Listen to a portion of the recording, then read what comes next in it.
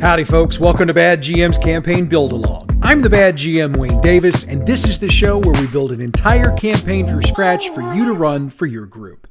This season, we're building a campaign using the Deadlands Classic system, so grab your player's guide and Marshall Handbook, because we reference those frequently during the course of the show. If you don't have those, check your used game book shop or purchase PDFs of the book at peginc.com. Now, as I mentioned at the end of last week's show, this week will be a build-only show, so we'll spend the entire half hour getting our group that much closer to the end of our campaign. And I know I've said it multiple times that this campaign would probably run into mid to late November, and while that might still be the case, I'm not going to fill it up with fluff to stretch it out that long. When we hit the logical ending point for the campaign, we're just going to wrap it up and call it done. However, that's not going to be the end of Season 1, and it's certainly not going to be the last of this podcast. After the final build episode of the season, we may still have a recap session from my group, but I can also assure you we're going to do a game debriefing episode where I'll discuss the issues I've noticed with how I've built things over the course of the season, and I'll discuss the changes I'd make if I were going to run it again. Now, I hit on a few of these a couple of weeks ago, but I have come up with a whole lot more stuff since then. We'll also discuss what I would consider to be the optimal group layout for those who were waiting until the entire campaign had been built to start it, or if you want to run it again, but you want to do it with different characters.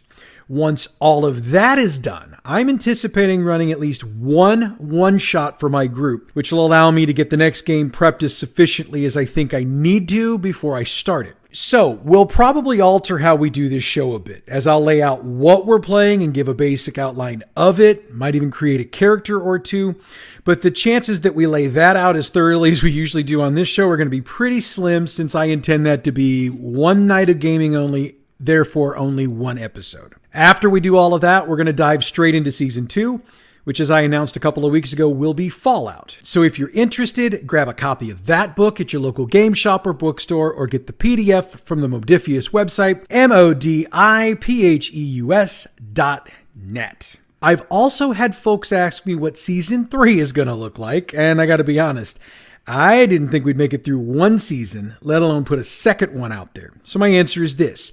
If you want a Season 3, I'll give you one, but I have absolutely no idea what that's going to cover. The reason for that is that I usually let my players decide what they want to play next. So if I'm running the next game after Fallout, they're going to pick. However, we've got another GM in the group, so if Jim decides that he wants to run, I'll shift gears and build a game that I'd like to cover, but that my group might not want to play. So Season 3 will be a play-it-by-ear deal. Could also be a game that you'd like to see me build. Never can tell. So with all that out of the way, how about we get back to the task at hand and get into today's build? And before we do that, I do need to cover something that I noticed when I was editing last week's episode, and that was pointed out to me by our listeners. Yes, I made another mistake. So when we were doing the build, I named Ed Stewart's father Leroy. However, when I went over the group recap, I named that same man Leonard, or Lenny for short. Here's what happened. As I noted at the end of last week's episode, most of the last quarter of the session was done on the fly with myself and my group, and while my notes were pretty good, this is one of those things I missed. And I don't have a lot of excuses on that, since I used my recording script from the podcast as my game notes. So, go with whichever name you want for good old Eddie's dad. Just make sure that, unlike me, you're consistent with it. Alright, so I've handled the mea culpa. Let's build. First, we've got to recap what we built last week. As we began, the group was either headed back to Wyoming to collect their airship or riding on horseback for Salem, Oregon. If they went by horse, they had several encounters, but they eventually got to Salem. If they used the airship, they got there without incident. When they entered Salem proper, they noticed that there was nobody on the streets. This should have bothered them, but they didn't find any signs of foul play, so in theory, they just continued on their way. They reached the house and they made entrance. After searching most of the rooms of the house, they entered the office. Among the paperwork, they found a safe. Cracking it, they found 3 folders that gave a lot of background on the Undertaker, including the fact that he'd been adopted. The last folder detailed where Stewart's biological parents are, and had a note from Leroy Stewart that he was afraid Eddie would go to Portland and kill them if he knew about him. As the group took this in, a mysterious raven-haired, thin man came to the house with Walkin Dead in tow. He asked for the files, and we ended the build on that note. So, this week we pick up with the stare down with the group. Now, one way or the other, the Thin Man intends to leave Salem with the file Stewart wants. The fact that he's got 6 Walkin Dead with him, it only adds to that. If by chance you have more than 7 players at your table, add another Walkin Dead for each additional player. If you have fewer than 7 players, cut the number of Walkin Dead down so that, counting the Thin Man, there's one more bad guy than the total number of your group. Obviously, for the Walkin Dead, we're going to use the Walkin Dead from the Marshal's Handbook. Make sure they're equipped with pistols and rifles. However, we're going to do something we don't frequently do on this show anymore, and we're going to actually build our bad guy. Fortunately, you don't need any extra books to do this, since everything we need is available between the Player's Guide and the Marshal's Handbook. And yeah, I actually built this dude out myself before I wrote this episode, so all of the numbers I'm throwing out there are the actual numbers I used to build this NPC for my group for tomorrow night, if you're listening to our podcast on our release day on Friday. That's the purpose of this show, folks. I do the legwork so you don't have to. Or at least these days I'm doing a lot of the legwork, so you don't have to. For the record, we're going to build him out as a blessed. So if you've built one of these before, you'll have a decent idea of where we're going. If not, take a minute to get yourself familiarized with it. Now, we're going to modify this a bit, and I know I mentioned I was doing things a little bit off the rules in an earlier episode when I brought voodoo and black magic into the campaign, but I had forgotten at that time that a certain amount of black magic is presented in the Marshal's Handbook. That information is deep in the chapter on abominations, so check it out and bookmark it as we go, because we're going to put powers in place off of that, plus 1 or 2 that I've cooked up for the game. Okay, so I drew my 12 cards for character building. For the record, here's what I got. Ace of Diamonds, King of Spades, King of Clubs, Queen of Spades, Queen of Diamonds, Jack of Hearts, 10 of Diamonds, 10 of Clubs, 9 of Spades, 9 of Diamonds, 7 of Spades, and 5 of Hearts. Of course, we can drop any 2 except deuces and jokers, and since those don't apply here, we'll drop the 7 and the 5. So, let's turn these cards into numbers we need to fill in the character sheet. That Ace of Diamonds gives us a 2d12, the King of Spades is 4d10, King of Clubs is 1d10, Queen of Spades 4d10, Queen of Diamonds 2d10, Jack of Hearts 3d8, 10 of Diamonds 2d8, 10 of Clubs 1d8, 9 of Spades 4d8, and 9 of Diamonds 2d8. You probably noticed at this point that we're using some pretty high dice, and if we're being honest, some pretty high numbers of dice in our build. You might also wonder whether or not my draw is on the up and up. I swear on everything I value most that it is. In fact, I actually do twice because I thought my initial draw, which had 3 kings, 2 queens, and 4 jacks and 10s in it, might have been a bit much. So I was doing what I could to keep it on the up and up. However, you can choose to put dice and numbers in however you want. If you want to put dice in the way you think that works best for you, you certainly have that right. GM Fiat, that's what I call it. My thought here, though, was to not only demonstrate how we create a higher level NPC for the game, but also to be as fair as I could for our players. Now, in transferring our numbers to the character sheet, there are a couple of things we need to take into account. A blessed, or blessed, however we want to call it, needs good scores in Mian, Spirit, and Knowledge. And that knowledge score is because they need to take professional theology. Now, I also need to note we're going to have a chunk of extra points to use once we've built out, because we're going to experience the character up a bit as if he'd adventured for a little while. So here's how I'm putting the dice in place, and I'm going in order from left to right, up and down on your character sheet. Cognition 1d10, Deafness 1d8, Knowledge 4d10, Mian 2d12, Nimbleness 2d8, Quickness 3d8, Smarts 2d10, Spirit 4d10, Strength 2d8, and Vigor 4d8. Don't sweat the 2d12 in Mian. I plan to up that with points later on. I just wanted the d12 there because I wanted the higher dice in that category. You'll note I put the 3 4-dice sets into Knowledge, Spirit, and Vigor, so it's all going to work out in the end. Normally, characters don't start out with Grit, but since our dude's been around the block a time or two, we'll give him 8 points of Grit. Since he's basically working with spooky things, it's probably not going to come into play, but we're going to give it to him anyway. His pace will be 8 since his nimbleness die is a d8 and his size is a 6. He's got 18 wind thanks to the d10 in spirit and the d8 in vigor. All right, so now we got to put points into attributes. Now, if you wanted to, you could just dump points into the ones you think will be the most useful for the coming battle. However, I tend to like to build my NPCs up since my group tends to find ways to get around the things I've set up. If I build it up properly, I can bring it back and reuse it later without having to make a ton of changes. In other words, do the job right the first time, and you only have to do it once. Thanks to D10s in smarts, cognition, and knowledge, we've got 30 points to play with to start.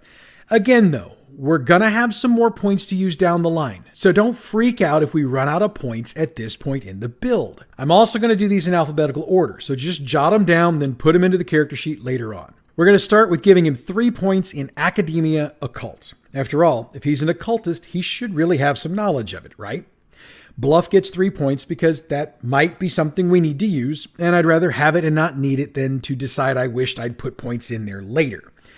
Faith gets a full 5 points. This is a really important skill for your Blessed, so we'll max it out. Let's drop 4 points into Leadership.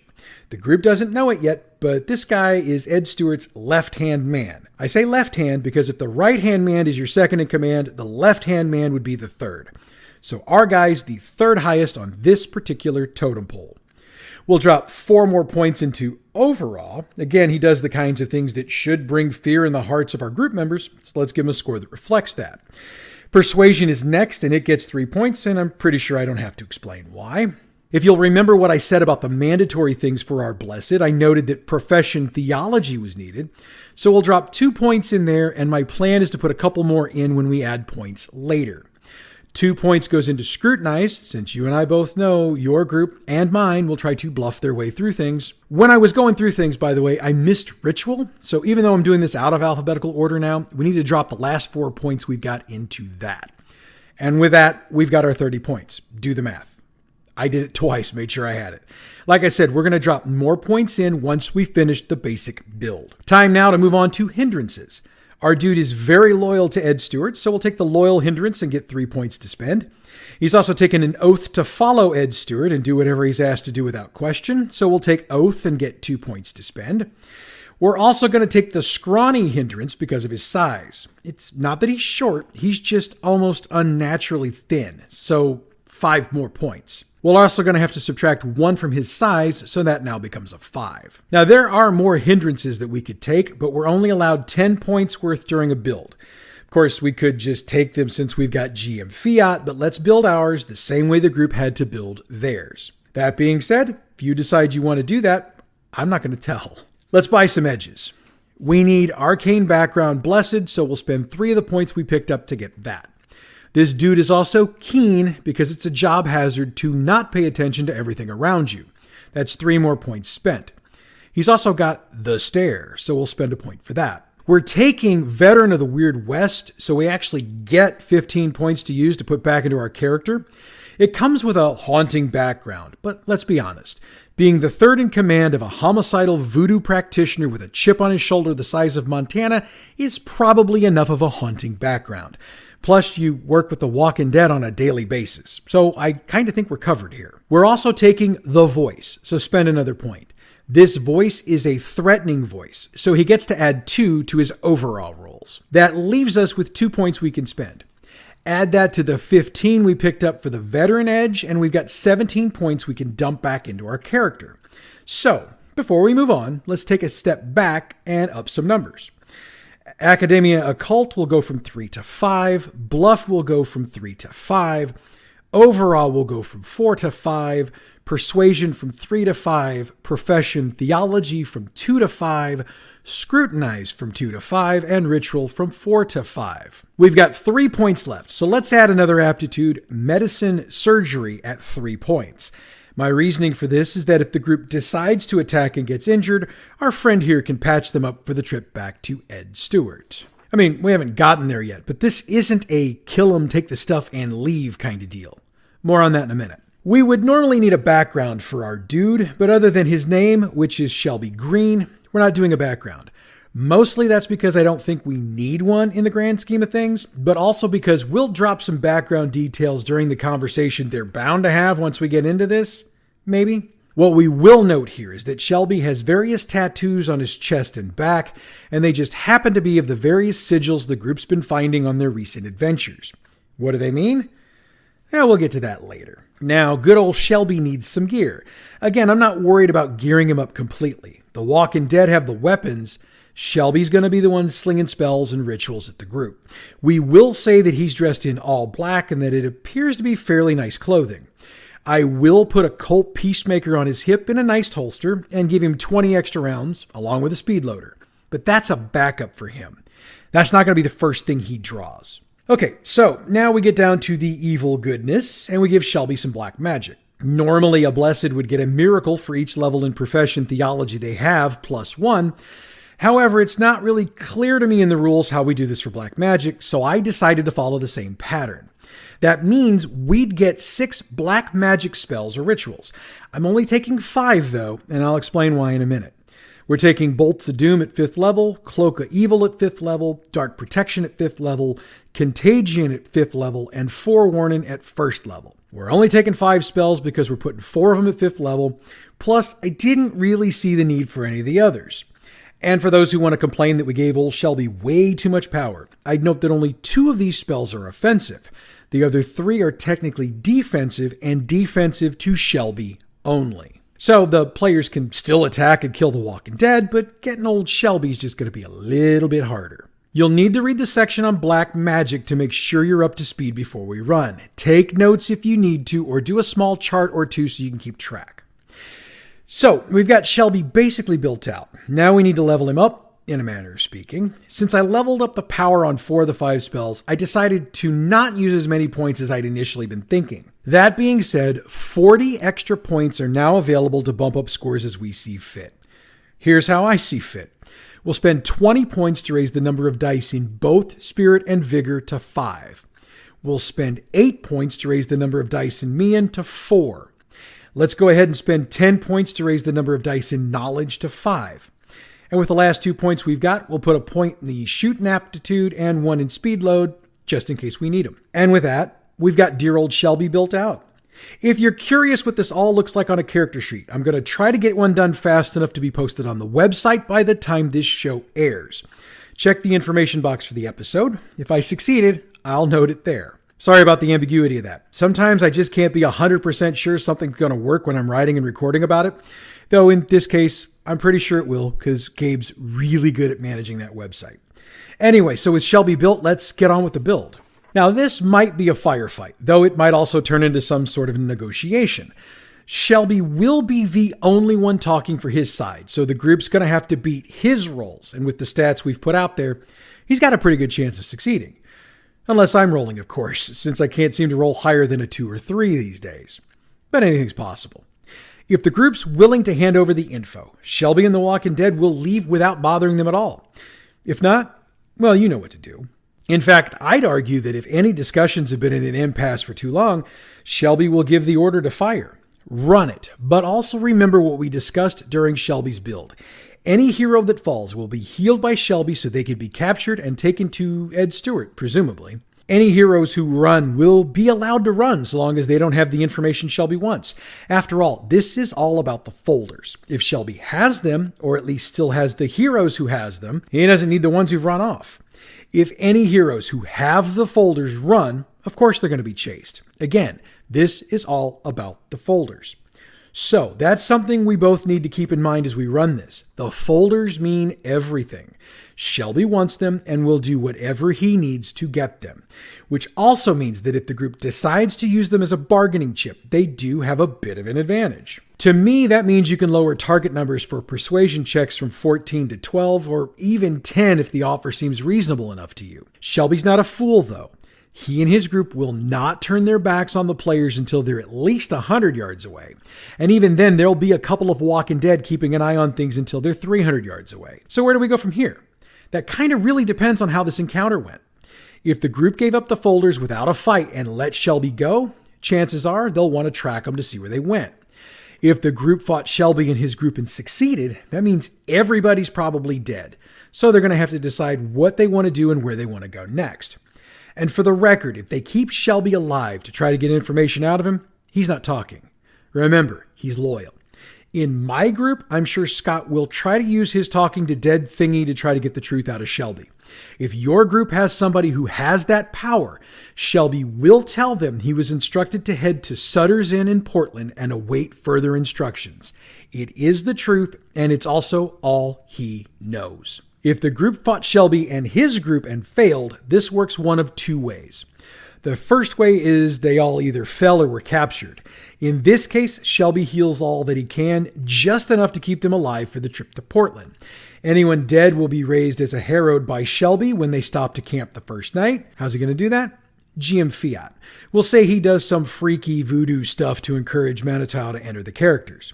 Give him 1 point of control and we move on from there. If anyone who died was already harrowed, well, you know the rules. They're permanently dead and out of it. If the group failed to maintain the files but they got away, they're going to need to regroup and figure out their next steps. They know about Portland, so the chances are good they're going to head that way. Now, if there's another scenario for this that I missed, roll with it and decide what your group would probably do. For those who are tracking Shelby in the group, the target number for the track will be 15 since these guys seem to be really good at hiding their tracks. They'll probably wait about 15 to 20 minutes before tracking them in earnest, so they'll need to make about 4 checks the first day to make sure they're on the path. If they want to try to ambush the group when they stop to rest, they can. Just be aware that the Walking Dead don't sleep, so they'll always be ready for a fight. And Shelby will be in the fight by the end of the first round. Actually, he'd go last in the first round. After that, it's 6 tracking rolls on day 2, which will be the only full day they're traveling, and 1 roll on the morning of day 3. At that point, they're in Portland. Now, all of these numbers assume the group is walking to Portland. If the players choose to use horses, they'll be moving much faster than Shelby and his group, and could theoretically make the trip in about a day. You decide how you want to do it at that point. I'm pretty sure my group will ride, so I'll let you know what I decided to do in next week's recap. Now, if they were captured, they'll make the walk to Portland with Shelby and his Walkin Dead. Those who were injured badly will be dragged along on makeshift sleds so as not to slow them down too much. Follow the previously stated plan for how long it will take. Like I said, if the group chooses to let Shelby go and don't track him and they lost the files, all they have is Portland. If they've got the files, they've got the last known address for Stuart's biological parents. If they got Shelby's orders out of him, they've also got Sutter's in. That makes proceeding a bit difficult for us because there's so many ways this can go. However, the angle we're going to go with is that they gave up the goods and allowed Shelby and his Walkin Dead to get away, with the plan being to track him. I told you how to do that a moment ago, so follow the plan and all should be okay. One thing to note, though, is if they fail a tracking check, they can try again, though the target goes up by 1 and stays there for each time they fail. Now let's go ahead and get the group into the city, since we've still got a lot to do today. The population of Portland, Oregon is right around 10,000 as we're playing. The actual population of the city was 6,717 about 6 years earlier, so I did a little extrapolation to come up with the number we're using. If you live in Portland and know I've made a mistake, I apologize. One thing we do need to note is that the city experienced a major fire in 1873 in reality, so we're going to bring that into our game.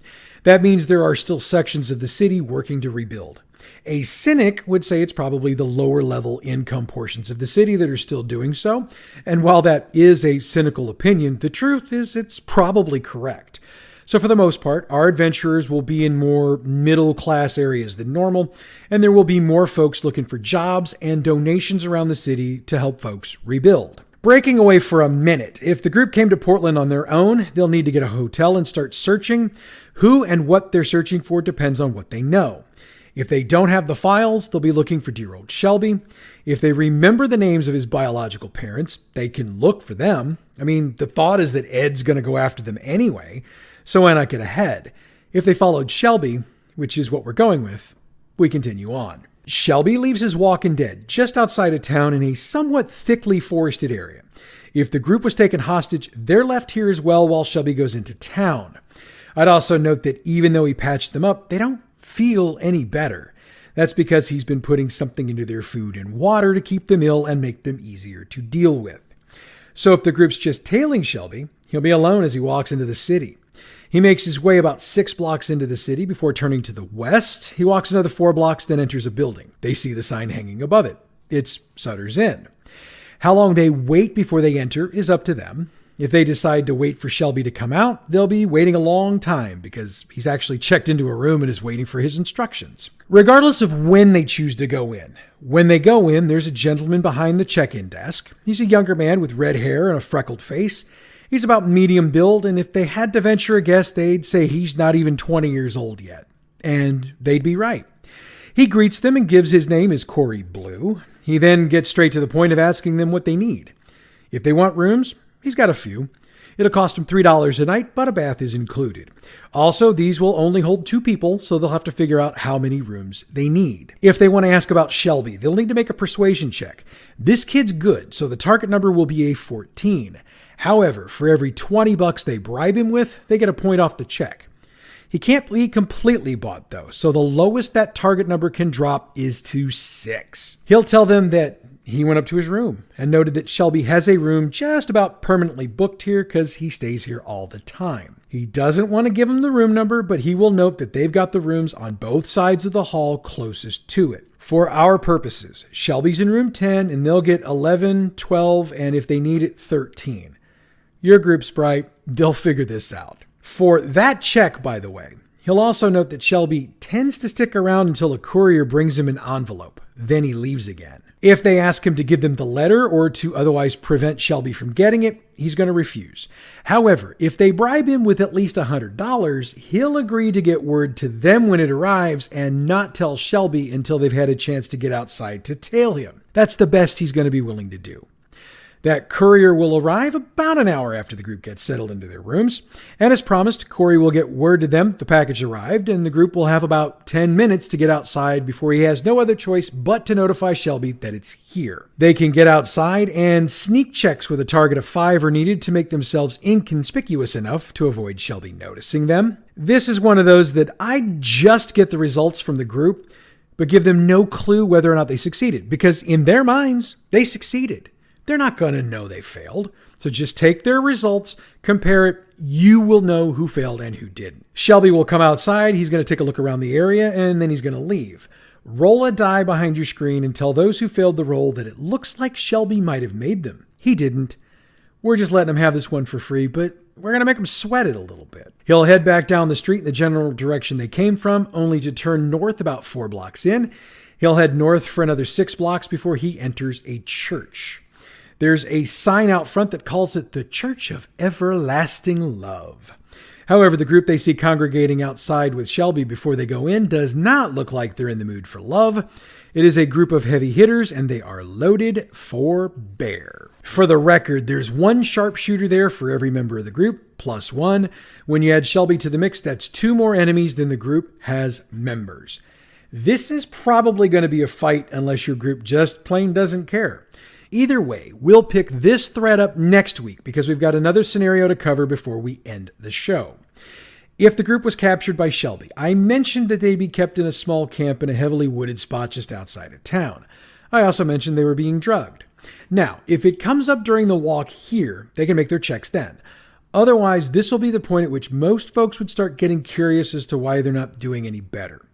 Have the curious group member make a vigor check with a target of 10. Success means they know something's not right. If they get 15 or above, they figure out the reason they feel this way is because something's been done to their food or drink. But what can they do? Unless the majority of the group has figured this out, it's useless against what they're facing. Plus, the Walkin Dead have their weapons, so they'd have to do this unarmed. The smart move would be to stay patient, but if your group decides to jump the gun, let them. The Walkin Dead will actually let them run off. Of course, they have no weapons, but at least they're free. When they enter town, however, they'll be entering chaos. Why? Because at this point, there's been a shooting at one of the churches, and eyewitness reports are that folks looking just like the group did it. And there's a rail-thin, preacher-looking type driving that point home. Yep, it's Shelby, and he's pointing at the group as he calls out, "Good brothers and sisters of Portland, those who massacred our dearly beloved spiritual advisors have the unmitigated gall to return to the scene of the crime." For the record, he's using his persuasion on the group, and we're using GM Fiat to say he got a 19 on his roll. The group can try to roll to counter, but this is going to wind up not ending the way they'd like it to, I'm pretty sure. But we'll get into how it ends next week because this is a good spot to stop our build session. Next week, we tie both possible scenarios back together and work our way even closer to getting to Ed Stewart. We'll also have a recap of my game since we play Saturday night. In the meanwhile, I'd ask you to check out this week's episode of Role Playing History. The gumshoe system is part of our show this week, and even if that's the only thing you'll get out of it, it will be well worth the listen. Role Playing History is available wherever you get your podcasts or on our website, badgmproductions.net. All Deadlands Classic materials referenced on this show are the trademarked and copyrighted properties of Pinnacle Entertainment Group and are used here for entertainment purposes only. To purchase any of their fine books, head over to their website, peginc.com. The music we use for this show comes from Pixabay.com. Check them out for license-free, royalty-free music for your next project. Bad GM's campaign Build-Along is a production of Bad GM Productions. Check us out on Facebook at facebook.com/gaming/badgmprod, on Twitter at badgmp, YouTube, it's Bad GM Productions. You can email us, badgmproductions@gmail.com, and online, our website is badgmproductions.net. Next week, we'll see if we can get our group out of the pickle they might have gotten themselves into, and we'll see how my group handled that pickle. But that's next week, partner. Until then, I'm the Bad GM, Wayne Davis, and I'll see you at the game table.